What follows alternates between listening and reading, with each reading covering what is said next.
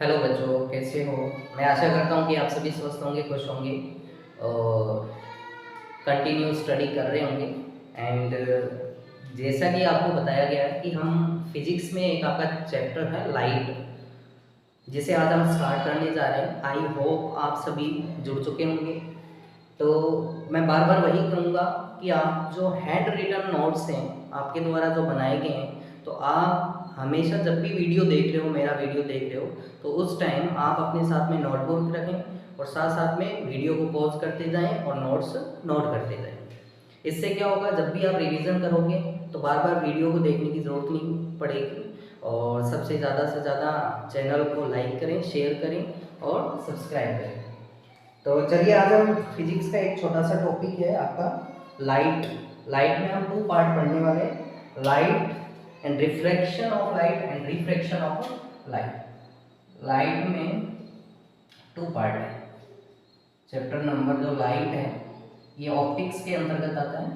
इसमें एक पार्ट है आपका reflection, reflection of light, half chapter इसका। और सेकेंड है refraction of light, refraction of light. दोनों में हम अलग अलग पार्ट दोनों में कवर करेंगे। हाफ चैप्टर पहले कवर करेंगे, जैसे हम रिफ्लेक्शन में सभी मिरर के बारे में स्टडी करने वाले हैं और रिफ्रैक्शन में हम लेंसेज के बारे में स्टडी करने वाले हैं।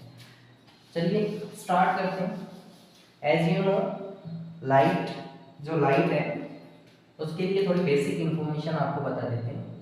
लाइट कौन प्रोड्यूस करता है? सन। सन किससे बना है? Hydrogen, hydrogen and helium hot gases से बना हुआ है। हॉट गैसेस से है ना, हॉट गैसेस। अच्छा, सन की अर्थ से कितनी डिस्टेंस है? सन की अर्थ से डिस्टेंस है 15 करोड़ किलोमीटर, राइट। अच्छा, अभी रिसेंटली चल रहा है आदित्य एल1, जो कि सन की स्टडी के लिए अर्थ से इसरो ने भेजा है, इंडिया ने। तो 15 किलो 15 करोड़ किलोमीटर डिस्टेंस है अर्थ एंड सन के बीच में। तो सनलाइट को अर्थ पर पहुंचने में जो समय लगता है, सनलाइट को अर्थ में पहुंचने में जो समय लगता है वो लगभग 8 मिनट 20 सेकेंड के आसपास लगता है। 8 मिनट 20 सेकेंड के आसपास लगता है। लाइट की जो स्पीड है, स्पीड ऑफ लाइट है ना, सॉरी, लाइट ऑफ स्पीड नहीं, speed of light, right. Speed of light, light को जो स्पीड है दैट इज 3 लाख किलोमीटर पर सेकेंड, यानी लाइट एक सेकेंड में 3 लाख किलोमीटर चल सकती है। तो किलोमीटर को अगर मीटर में कन्वर्ट करते हैं तो 3 जीरो और लग जाएंगे ना, तो ये हो गया लाख और इसमें 3 जीरो और ऐड कर दी, यानी 3 इंटू 10⁸ मीटर पर सेकेंड लाइट की स्पीड से चलती है। 3 इंटू 10⁸ मीटर पर सेकेंड। तो यहां से आप speed equal to distance upon में टाइम का फॉर्मूला लगा सकते हैं ना। 9th क्लास में हम सभी ने पढ़ा है distance speed equal to distance upon में टाइम। और टाइम निकालना चाहे तो कैसे निकालेंगे? डिस्टेंस अपॉन में स्पीड, इससे टाइम आ जाएगा। डिस्टेंस भी मीटर में लेंगे और टाइम भी हम सॉरी स्पीड भी किस में लेंगे? मीटर पर सेकेंड में। तो यहाँ से हमारे पास में टाइम आ जाएगा जो लगभग कितना आएगा? 8 मिनट 20 सेकेंड के आसपास टाइम। ये तो बेसिक इंफॉर्मेशन थी। अब हम स्टार्ट करते हैं रिफ्लेक्शन। आज हम बेसिक पढ़ेंगे रिफ्लेक्शन के बारे में धीरे धीरे, उसके बाद में हम मिरर पर जाएंगे, मिरर फॉर्मूला पढ़ने वाले हैं, उसी टाइप से धीरे धीरे रिफ्लेक्शन वाला पार्ट भी करेंगे। चलिए स्टार्ट करते हैं। Our first topic is reflection of light. Reflection of light, light का रिफ्लेक्शन पढ़ा होगा आपने। रिफ्लेक्शन वर्ड तो नाम सुना होगा, रिफ्लेक्स, रिफ्लेक्स कह सकते हैं। रिफ्लेक्शन वर्ड आपने बहुत जगह सुना होगा। रिफ्लेक्शन का सिंपल सा एग्जांपल देते हैं। जैसे कोई भी एक व्हीकल जा रहा है, नाइट का टाइम है, ठीक है, इसका जो फोकस है इधर से, जैसे कोई भी एक पर्सन आ रहा है, जैसे वन पर्सन, ये जो लाइट का फोकस जस्ट इस पे यानी पड़ेगा, बिल्कुल इस पर्सन की आईज पर पड़ेगा। तो आईज पर पड़ने से, आईज से हम ऐसे कह सकते हैं कि रिफ्लेक्ट भी होगा, ऐसे कह दो। या फिर यहाँ पर अनदर साइड में कोई मिरर सरफेस है या रफ सरफेस है, कैसी भी सरफेस है, अगर यहाँ से लाइट ट्रेवल कर रही है और यहाँ से टकराकर फिर किधर ट्रेवल करेगी, इस डायरेक्शन में ट्रेवल, दैट इज रिफ्लेक्शन। यानी सिंपल सा है, लाइट टकराकर वापस मुड़ना, ठीक है, इसको क्या कहेंगे, रिफ्लेक्शन। तो इसकी डेफिनेशन हम कैसे राइट करेंगे,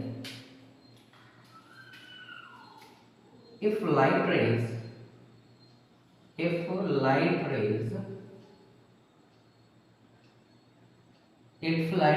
falls on a rough और स्मूथ मतलब चिकनी सरफेस है ना, स्मूथ सरफेस,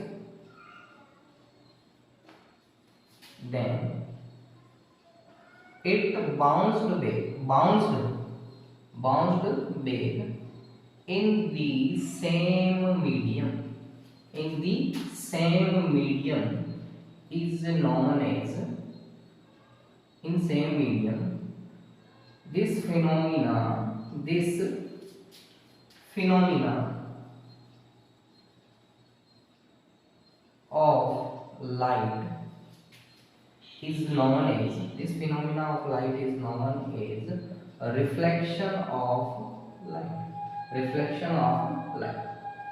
बाउंस तो आपने बहुत अच्छे से समझ रखो, बाउंस का मतलब क्या होता है, यानी जैसे बॉल होती है क्रिकेट में, तो टकराकर, अर्थ की सरफेस से टकराकर और ऊपर उसी मीडियम में, जिस डायरेक्शन से आई थी उस डायरेक्शन में नहीं, बट मीडियम तो सेम ही है, उसी मीडियम में रिवर्ट हो जाती है। If light rays falls on a rough surface, rough surface और smooth surface, then it bounced back.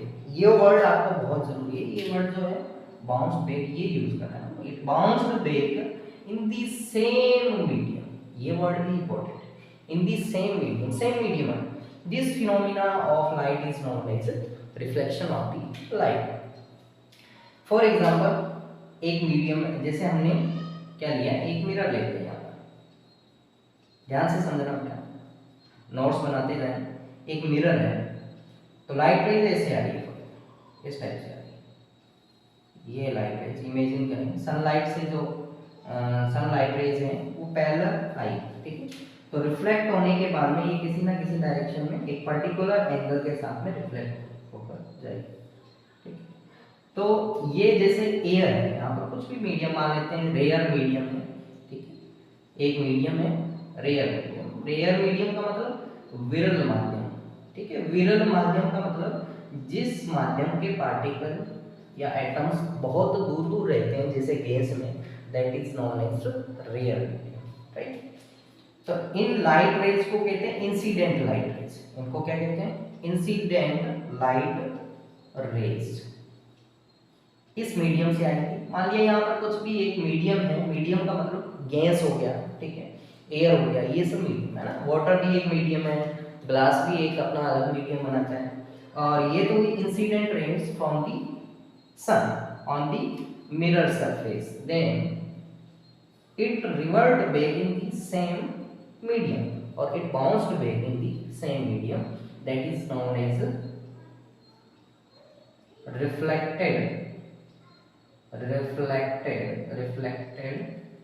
रे, जिसे क्या कहेंगे, रिफ्लेक्टेड रेज कहेंगे। ये मिरर सरफेस, इसमें एक पॉलिश्ड रहती है एक साइड, और एक साइड आपकी रिफ्लेक्टिंग सरफेस रहेगी, that is known as mirror. तो ये डेफिनेशन राइट है। अब मिरर, एक मिरर है जिसकी जो सरफेस रहती है, रिफ्लेक्टिंग सरफेस, वो बिल्कुल स्मूथ रहती है, बट आपने ये भी देखा होगा कि जैसे माउंटेन्स हैं, माउंटेन से भी लाइट का रिफ्लेक्शन होता है, तो वो कैसे होता है, तो इसके अकॉर्डिंग टाइप्स ऑफ हम रिफ्लेक्शन पढ़ते हैं, टाइप्स ऑफ रिफ्लेक्शन के कितने टाइप होते हैं, देखिए ध्यान से, बहुत इजी है। फर्स्ट इज रेगुलर रिफ्लेक्शन, और सेकंड इज इर्रेगुलर रिफ्लेक्शन। अब रेगुलर रिफ्लेक्शन क्या होगा, इर्रेगुलर रिफ्लेक्शन क्या होगा? सबसे पहले देखिए रेगुलर रिफ्लेक्शन की डेफिनेशन। रेगुलर रिफ्लेक्शन जो होगा, वर्ड से आपको थोड़ा मीनिंग समझ में आ रहा होगा। रेगुलर रिफ्लेक्शन ये टाइप किसके अकॉर्डिंग है? अकॉर्डिंग सरफेस और रिफ्लेक्टिंग, अकॉर्डिंग रिफ्लेक्टिंग सरफेस, यानी जो रिफ्लेक्टिंग सरफेस है उसके अकॉर्डिंग इसको डिवाइड किया गया ना। टू टाइप की रिफ्लेक्टिंग सरफेस हो सकती है, एक तो रफ सरफेस हो सकती है, उबड़ खाबड़ सरफेस हो सकती है, दूसरी स्मूथ सरफेस हो सकती है, ठीक है। रेगुलर रिफ्लेक्शन किससे होगा? Smooth surface. देखिए if light rays falls on a smooth surface, falls on a smooth surface, then these light rays bound back in a particular angle of reflection,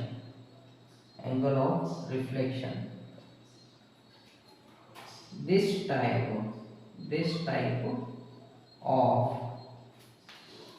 of reflection is known as regular reflection। यानी जब light rays smooth surface पर पड़ेगी तो उस case में क्या होगा? If light rays falls on a smooth surface, then these light rays bounce back in a particular angle of reflection, यानी जो एंगल ऑफ रिफ्लेक्शन रहेगा वो सभी लाइट रेज का सेम रहेगा। This type of reflection is known as regular reflection.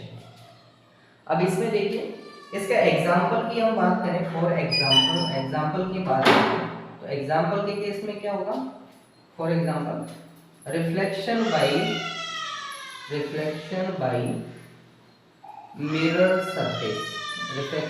Mirror surface, mirror की surface के द्वारा जो रिफ्लेक्शन होगा दैट इज रेगुलर रिफ्लेक्शन। वो कैसा होगा? Regular reflection. क्योंकि आपने देखा कि इसका अगर डायग्राम हम ड्रॉ करते हैं, नोट करते जाए साथ साथ में डायग्राम भी ड्रॉ करेंगे। तो देखिए जो रेगुलर रिफ्लेक्शन होगा वो स्मूथ सरफेस से होगा और इरेगुलर किससे होगा? Rough surface. इसका डायग्राम हम ड्रॉ करते हैं तो इस टाइप से होगा। जैसे हमने ये सरफेस ले ली, ये तो क्या होगी? ये तो कॉटेड हो जाएगी, ठीक है, या पॉलिश्ड सरफेस कह सकते हैं ना, पॉलिश्ड सरफेस। मिरर आपने देखा हो एक तरफ रिफ्लेक्टिंग सरफेस रहती है, दूसरी तरफ पॉलिश्ड रहती है, ठीक है। तो जैसे यहाँ पर सन है, ठीक है, यहाँ पर सन है, ये तो लाइट रेज पैरेलल टू, सभी लाइट रेज जो आएंगी वो पैरेलल है इस टाइप से, ठीक है, कुछ भी एंगल पर इंसिडेंट हो रही है, ठीक है। आफ्टर रिफ्लेक्शन भी ये पैरेलल ही जाए क्योंकि एंगल ऑफ रिफ्लेक्शन है that will be always equal.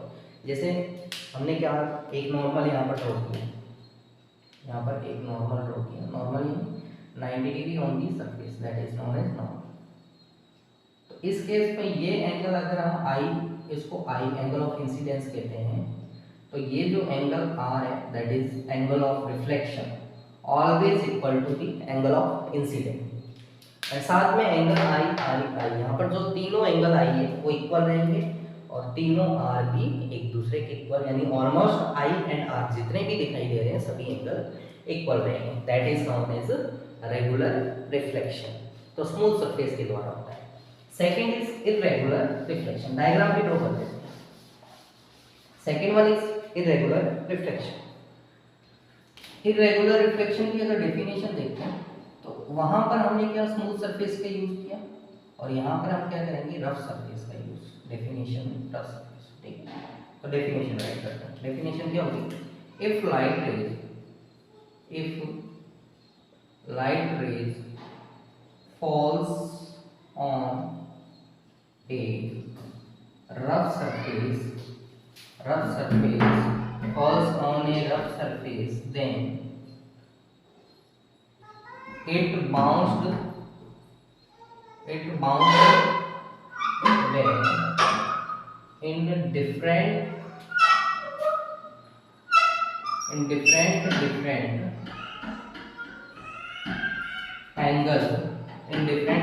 angle of reflection is known as irregular reflection. इसे क्या कहेंगे? Irregular reflection. तो इर्रेगुलर रिफ्लेक्शन जो होगा वो किससे द्वारा होगा? रफ सरफेस के द्वारा होगा। तो इसका भी हम डायग्राम देखते हैं।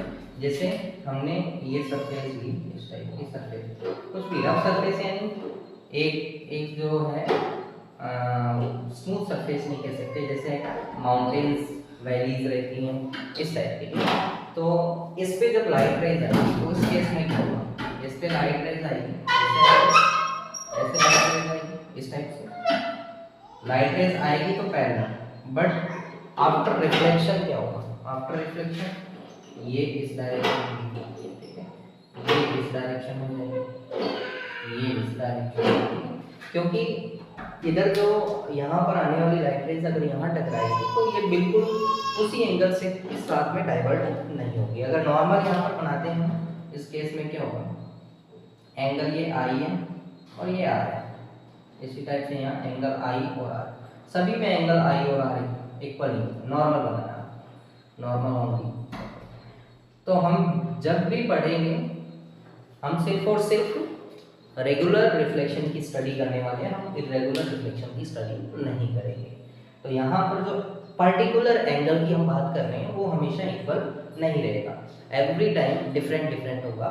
हो सकता है कि एक दो बार हो भी जाए equal, but most of the case में इर्रेगुलर रिफ्लेक्शन में angle of incidence not equal to angle of reflection, ठीक है।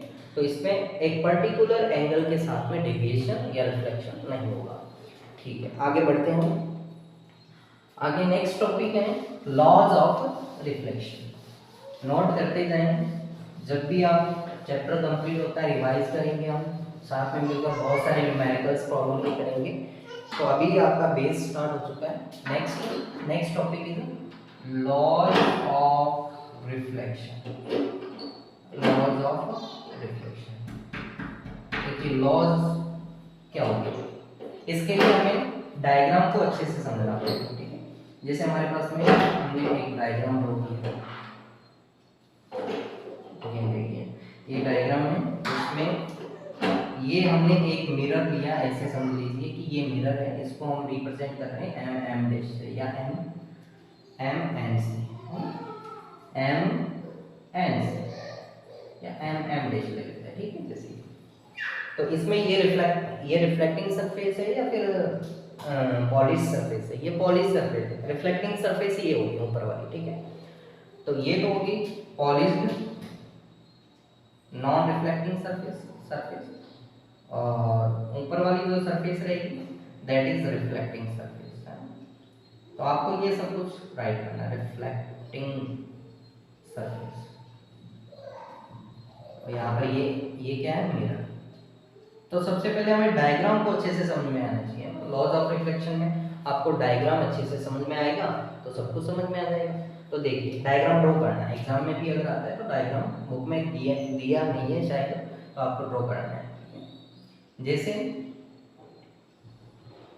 ये सन से जो आने वाली जो लाइट रेज है, ये सन से लाइट रेज आ रही है, राइट, इस टाइप से, इसको कहेंगे इंसिडेंट लाइट रेज, और ये टकराकर क्रॉस नहीं है, ठीक है, क्योंकि पॉलिश सरफेस है ना, रिफ्लेक्शन हम पढ़ते हैं। तो इस केस में तो ये जो लाइट रेज है, इस लाइट रेज को एरो का साइन इधर यानी इधर जारी रहेगी, इसको कहते हैं incident light raise, incident light. और जो रिफ्लेक्ट होकर इधर जाएगी वापस आएगी ना, इसको कहेंगे रिफ्लेक्टेड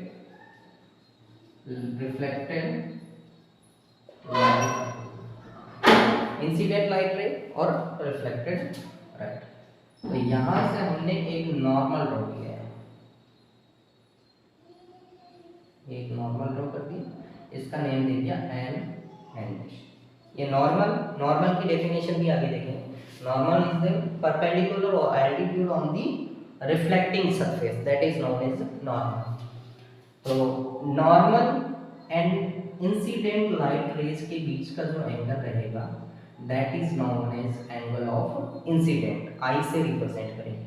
और नॉर्मल एंड रिफ्लेक्टेड रे के बीच का जो एंगल रहेगा that is called as R, और angle of reflection.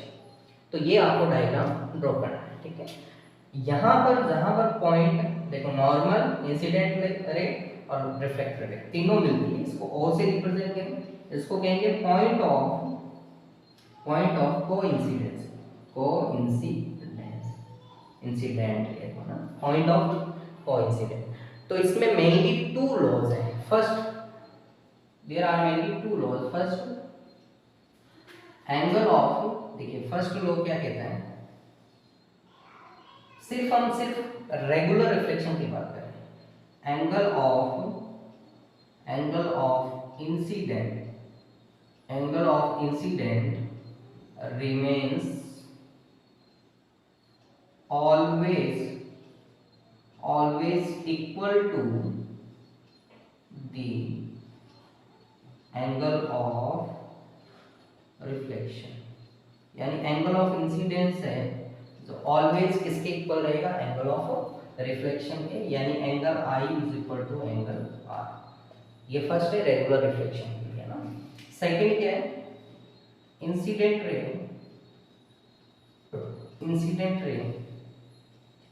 reflected ray and normal all lies in same plane,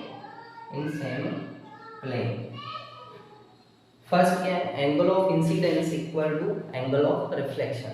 और सेकंड क्या है, जो एंगल आई है, फर्स्ट क्या रहेगा, एंगल आई किसके इक्वल होगा, एंगल आर के equal. Angle I is equal to angle R, ऐसे आपको याद रखना है फॉर ए रेगुलर रिफ्लेक्शन। हम रेगुलर रिफ्लेक्शन की बात करेंगे, इसमें रेगुलर आए नहीं आए, आपको बस लॉज ऑफ रिफ्लेक्शन में ये कहना है कि angle of incidence remains always equal to be angle of reflection.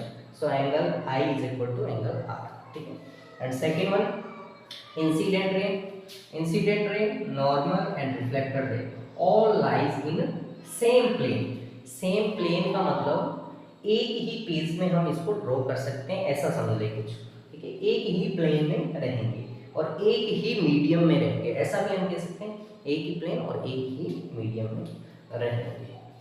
तो आई होप आप सभी को आज का जो लेक्चर है रिफ्लेक्शन ऑफ लाइट, ये आपको समझ में आया होगा। तो आप डेली प्रैक्टिस करते हैं, जितना आपको क्लास में करवाया जा रहा है ऑनलाइन क्लास में, उतना आप नोट्स प्रिपेयर करें, रिवाइज करें डेली। और साथ में अगर किसी को डाउट है तो कमेंट बॉक्स में डाउट डालें, नेक्स्ट क्लास में आपके जो भी डाउट है वो क्लियर हो जाएंगे। तो आई होप आप सभी स्वस्थ रहेंगे, खुश रहेंगे, और नेक्स्ट क्लास में एक फुल एनर्जी के साथ में हम वापस मिलेंगे। जय हिंद, जय भारत।